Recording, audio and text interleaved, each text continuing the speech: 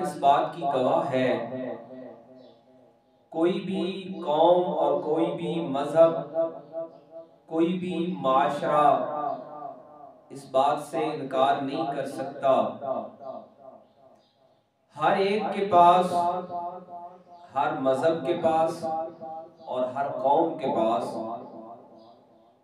روزے کی کوئی نہ کوئی صورت موجود ہے۔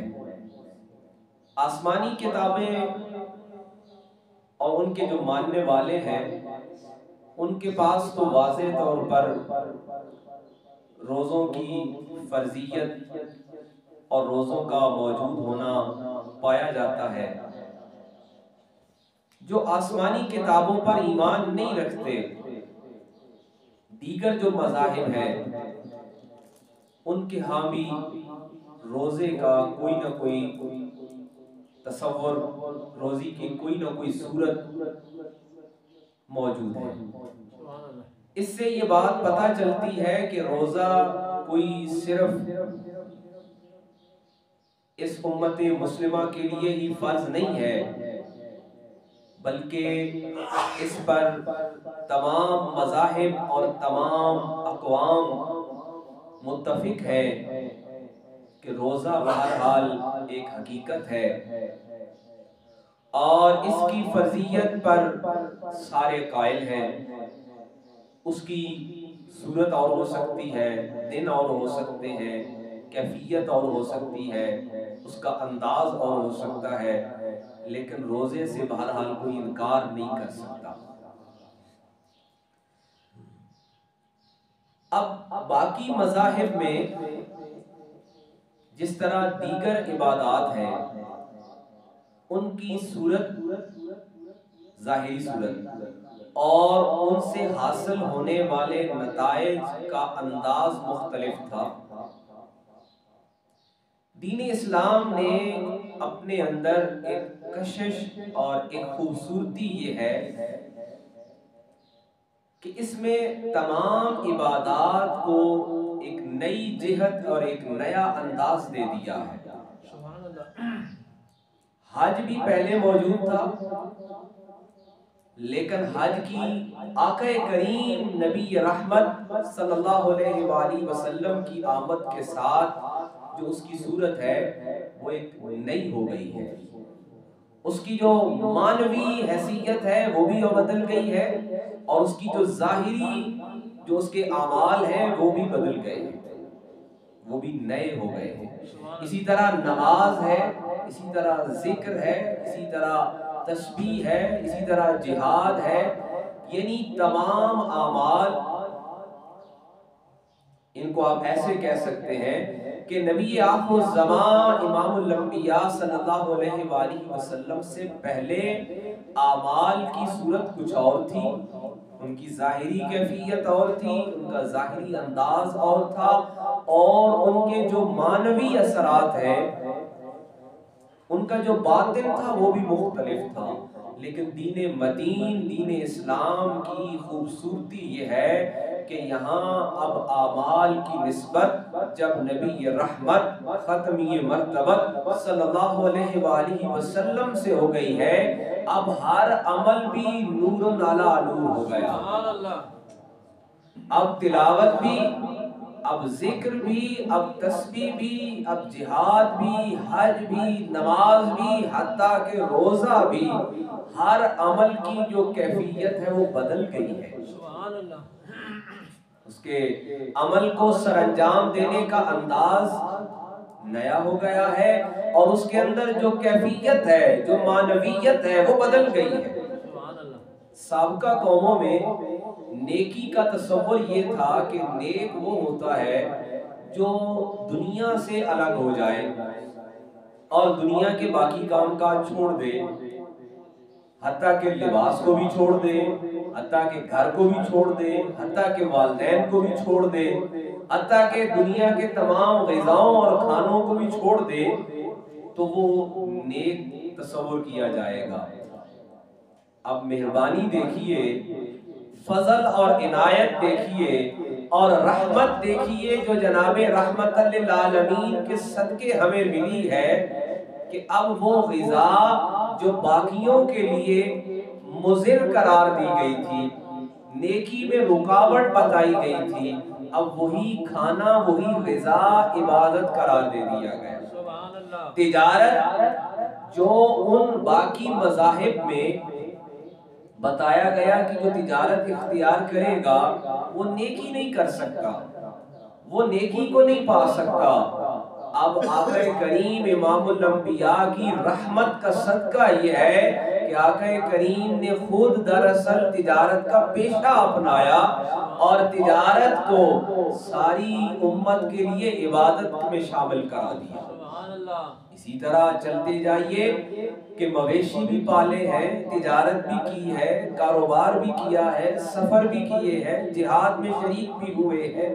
اب آئیے کہ ہر عبادت کی جو ظاہری صورت ہے وہ جب آقا کریم امام الانبیاء صلی اللہ علیہ وآلہ وسلم سے متصل ہوئی، اس ظاہری صورت کا بھی انداز نیا ہو گیا ہے، بدل گیا ہے اور منفرد ہو گیا ہے۔ اب صرف ظاہری صورت ہی نہیں بدلی بلکہ ہر عمل کی جو معنوی کیفیت ہے، جو اس کی روح ہے، جو اس کی اصل ہے، وہ بھی بدل گئی۔ اب پہلے کیا تھا کہ نماز صرف وہاں پڑھی جائے گی، جو ایک گھر مخصوص کیا جائے گا، کلیسا، چرچ، عبادت کی جو مرکز ہے بس وہاں ہوگی۔ لیکن دیکھیے میں نے کہا کہ ہر عبادت کی ظاہری صورت بھی بدل گئی اور معنوی کیفیت بھی بدل گئی، اس کی روح بھی بدل گئی۔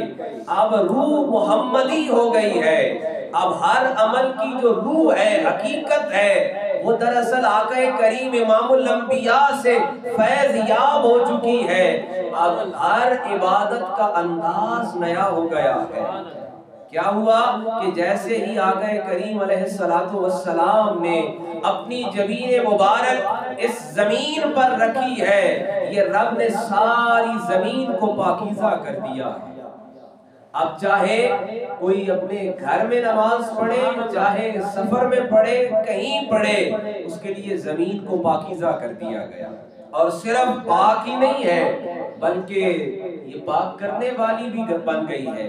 یہ مٹی جو ہے یہ پاکیزہ ہی نہیں ہے بلکہ یہ پاک کرنے والی بھی ہے۔ تیمم کے مسائل میں ہم پڑھتے ہیں کہ جب مریض کو پانی میسر نہ ہو یا اس کے لیے معالج روک دے تو وہ مٹی سے پاکیزگی حاصل کر سکتا ہے، طہارت حاصل کر سکتا ہے۔ یہ کیا ہے؟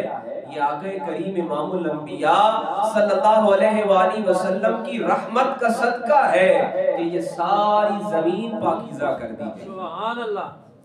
میں نے عرض کیا کہ رب نے ہر عبادت کی ظاہری صورت بھی نہیں کر دی اور اس کی جو معنوی کیفیت ہے، اس کی جو حقیقت ہے، اس کو بھی بدل دیا ہے۔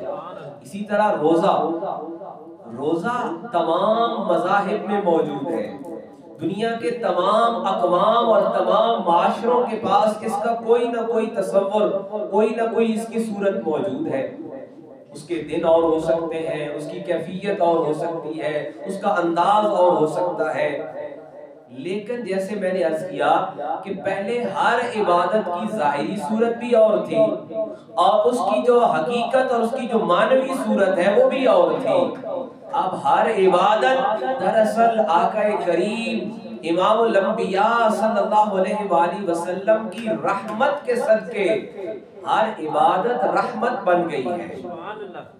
اب روزہ انسان کے لیے وہ عبادت ہے، بزرگان دین روزہ بہت پسند کیا کرتے ہیں۔ کیوں؟ اس لیے کہ یہ ایسی عبادت ہے جس میں ریا کا کوئی شائبہ شامل نہیں ہو سکتا۔ نماز بندہ پڑھے نا، کوئی نہ کوئی ضرور دیکھ رہا ہوتا ہے، اور جب کوئی دیکھ رہا ہو تو یہ جو انسان کے اندر نفس ایک موجود ہے، یہ انسان کو کہیں نہ کہیں کسی نہ کسی وقت اس بات پر آمادہ کر لیتا ہے کہ میں نماز پڑھ رہا ہوں، لوگ دیکھ رہے ہیں، یہ مجھے اچھا سمجھتے ہیں۔ اور یہ جو کیفیت ہے، اللہ اس سے محفوظ رکھے، یہ کیفیت بڑھ جائے تو یہ ریاکاری کی صورت ہے۔ اور جس طرح حدیث مبارکہ میں موجود ہے، آقا کریم علیہ السلام نے فرمایا کہ قیامت کے دن بہت سارے نمازی اپنی ریاکاری کے سبب پکڑے جائیں گے، اور انہیں کہا جائے گا کہ تمہاری نمازیں قابل قبول نہیں ہیں، کہ تم نے اس لیے پڑھی کہ لوگ اچھا سمجھے، لوگوں نے اچھا کہہ لیا ہے، لہٰذا اب میزان عمل پہ کوئی حصہ نہیں ہے تمہارے لیے۔ اسی طرح تمام اعمال میں جہاد کرنے والے کے لیے بھی، حج کرنے والے کے لیے بھی، تلاوت کرنے والے کے لیے بھی، تسبیح کرنے والے کے لیے بھی، زکوٰۃ دینے والے کے لیے بھی کوئی نہ کوئی آپشن موجود رہتا ہے کہ کوئی تو دیکھ رہا ہے، کوئی تو مجھے اچھا کہے گا، کوئی تو میری تعریف کرے گا، کوئی تو مجھے کہے گا کہ میں بڑا نیکوکار ہوں۔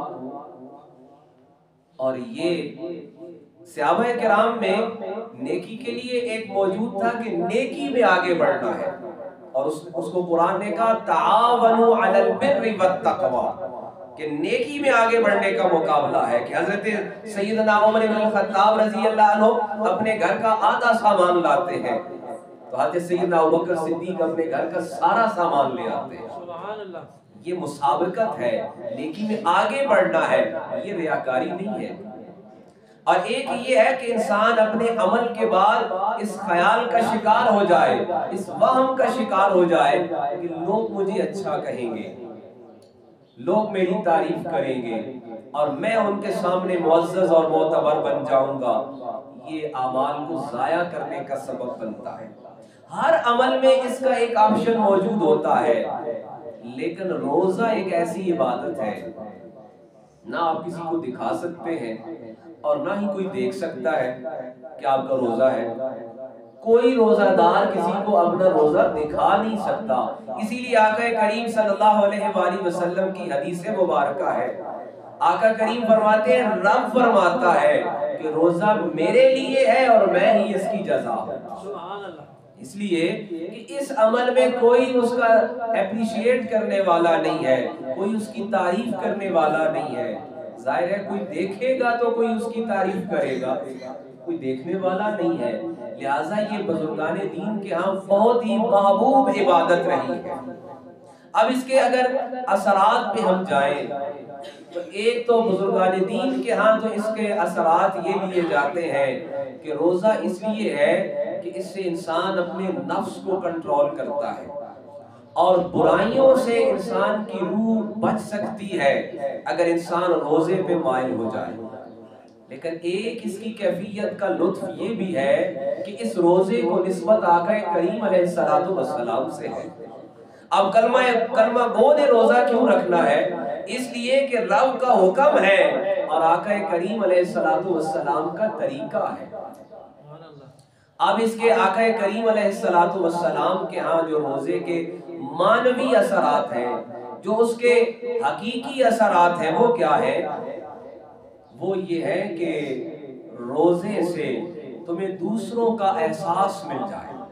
جیسے میں نے عرض کیا کہ ساری جو جملہ عبادات ہیں، ان سب عبادات کا پہلے والے مذاہب میں بھی کوئی نہ کوئی سبق موجود تھا، کوئی نہ کوئی صورت موجود تھی، لیکن ان اعمال کی جو معنوی کیفیت تھی وہ اس طرح سے نہیں تھی۔ اب پہلے جس کسی نے نیکی کو حاصل کرنا ہوتا، جس نے رب کی بارگاہ میں تقرب اور رب کی بارگاہ میں قرب پانا ہوتا، وہ اپنے گھروں سے نکل جاتا، عام لباس کو چھوڑ دیتا، عام کھانوں اور غذاؤں کو چھوڑ دیتا، لیکن آقا کریم صلی اللہ علیہ وآلہ وسلم کی رحمت کا صدقہ ہے کہ یہی گھر ہمارے لیے بابرکت بنا دیے گئے، یہی لباس ہمارے لیے باعث شرف بنا دیے گئے، اور یہی غذائیں اور یہی کھانے ہمارے لیے نیکی کا باعث بنا دیے گئے، یہی تجارت اور یہی معیشت ہمارے لیے باعث نجات اور باعث اجر بنا دیا گیا۔ لیکن ان کی نسبت جب آقا کریم علیہ السلام سے ہو جائے، یعنی ہر عمل میں جب طریقہ آقا کریم علیہ السلام کا اپنا لیا جائے تو وہی عمل اپنے اندر ایک رحمت بھی لیے ہوئے ہے، اپنے اندر نجات بھی لیے ہوئے ہے۔ تو روزہ ایک طرف رب کے حکم کی پیروی ہے اور دوسری طرف آقا کریم امام الانبیاء صلی اللہ علیہ وآلہ وسلم سے اپنی نسبت اور اپنے تعلق کے اظہار کا باعث ہے، کیونکہ آقا کریم علیہ السلام کو روزہ بہت پسند تھا، محبوب تھا، اس قدر پسند تھا کہ آقا کریم علیہ السلام مسلسل روزہ رکھتے۔ مسلسل روزہ کیسا کہ صحابہ کرام نے دیکھا کہ آقا کریم صلی اللہ علیہ وآلہ وسلم ان کے سامنے سحر و افطار نہیں کرتے ہیں، صحابہ کرام نے بھی وہی روزہ شروع کر دیا جس میں سحر و افطار نہیں ہے۔ پھر آقا کریم کی رحمت دیکھیے اور ان کی شفقت اور مہربانی دیکھیے، چند صحابہ کو دیکھا کہ وہ بہت لاغر اور ضعیف نظر آ رہے ہیں، تو پوچھا کہ کیا کر رہے ہو؟ اب یہ باقیوں کو سنانے کے لیے تھا، تو انہوں نے جواب دیا کہ آقا کریم ہم نے آپ کو دیکھا، قربان جائیے اس مجلس کی کیا ہی کیفیت ہے۔ ہمارے ہاں آج پیمانہ کیا ہے، ہم سوال پر آمادہ ہیں اور جواب کے لیے تیار نہیں ہے۔ اعتراض ہمارے پاس بہت ہے لیکن عمل کے لیے کچھ نہیں ہے، اور ادھر عمل دیکھیے کہ بغیر بتائے بغیر پوچھے عمل کیے جا رہے ہیں۔ سبحان اللہ۔ عرض کرتے ہیں یا رسول اللہ ہم نے دیکھا کہ آپ افطار نہیں کر رہے، ہم نے بھی بغیر سحر و افطار کی روزہ شروع کر دیا۔ آقا کریم بخاری شریف کی حدیث ہے، آقا کریم نے فرمایا خبردار تم میں سے کون ہے میرے جیسا؟ صحابہ کرام نے عرض کی یا رسول اللہ کوئی نہیں ہے آپ جیسا۔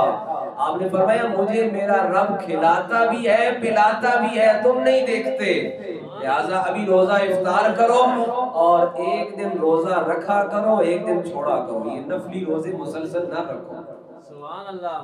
یہ شفقت ہے، یہ مہربانی ہے، یہ رحمت ہے، یہ عنایت ہے، اور یہ آقا کریم علیہ السلام کی روزے کی جو معنوی کیفیت اور اس کی حقیقت ہے اس کا بھی درس ہے کہ روزہ ایک طرف نفس کے کنٹرول کے لیے ہے کہ انسان گناہوں سے بچنے پہ آمادہ ہو جائے، ایک درس ہے نا۔ درس کیا ہے؟ درس یہ ہے کہ وہ ساری چیزیں جو حلال ہیں، وہ ساری چیزیں جو جائز ہیں، وہ صرف اللہ کے حکم کی وجہ سے اور آقا کریم کی محبت کی وجہ سے ان سے انسان رک جائے، تو یہ روزہ ہے۔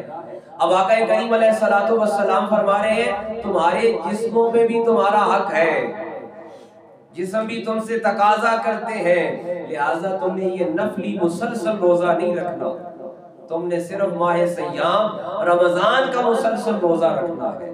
تو میں نے عرض کیا کہ ہر عبادت جب آقا کریم امام الانبیاء صلی اللہ علیہ وآلہ وسلم کی اسے نسبت نصیب ہوئی تو ہر عمل کی کیفیت بدل گئی ہے۔ اب وہ عمل ایک طرف رب کا حکم ہے اور دوسری طرف آقا کریم امام الانبیاء صلی اللہ علیہ وآلہ وسلم کی رحمت لیے ہوئے ہے، لہٰذا اب یہ نماز بھی ہمارے لیے ایک طرف رب کا حکم ہے اور دوسری طرف آقا کریم امام الانبیاء صلی اللہ علیہ وآلہ وسلم سے نسبت اور آپ سے وفاداری کا اظہار ہے۔ اسی طرح روزہ ایک طرف قرآن کا حکم ہے، رب کا حکم ہے، لہٰذا اس میں کوئی چون و چرا نہیں ہے، اس میں کوئی ہیل و حجت نہیں ہے، اور دوسری طرف یہ آقا کریم امام الانبیاء جن کی شفاعت کی ہم امیدوار ہیں کہ جو قبر میں بھی حشر میں بھی ہماری شفاعت فرمانے والے ہیں، ہم کلمہ گو جن کی شفاعت کے طلبگار ہیں، امیدوار ہیں۔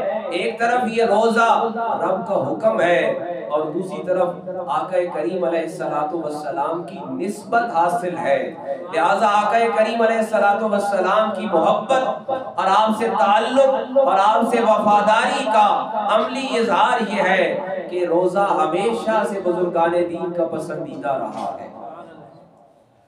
تو حاضرین مکرم، یہ ماہ سیام ایک طرف رب کے حکم کی پیروی اور دوسری طرف آقا کریم امام الانبیاء صلی اللہ علیہ وآلہ وسلم سے وفاداری، آپ سے تعلق اور آپ سے نسبت کو استوار کرنے کا ایک موقع ہے۔ رب کریم ہمیں آقا کریم علیہ السلام کی ذات مقدس سے وفاداری اور تعلق عطا فرمائے اور اس پر استقامت عطا فرمائے۔